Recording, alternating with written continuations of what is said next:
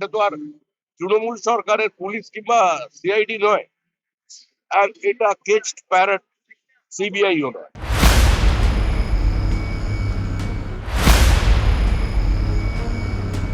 I-PAC কাণ্ডে মুখ্যমন্ত্রীর ভূমিকায় ইডি তদন্তের দীর্ঘসূত্রিতা নিয়ে বিরক্তি প্রকাশ করে শ্রমিক ভট্টাচার্যের মুখে খাঁচার তোতা সিবিআই।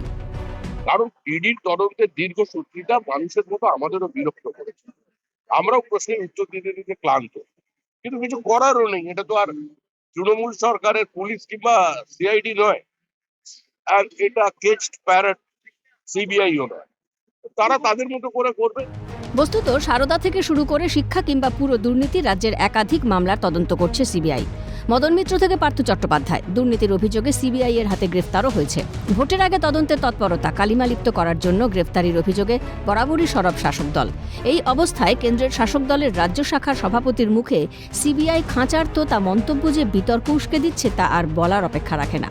প্রশ্ন উঠছে, সিবিআই কি সত্যিই মর্যাদা হারিয়েছে? সিবিআই এর ব্যবহার নিয়ে কংগ্রেস, তৃণমূল সহ দেশের বিরোধী দলগুলোর তোলা অভিযোগকেই কি ঘুরপথে মান্যতা দিলেন বঙ্গ বিজেপির সভাপতি? কতদিন আর শাক দিয়ে মাছ ঢেকে রাখা যায়?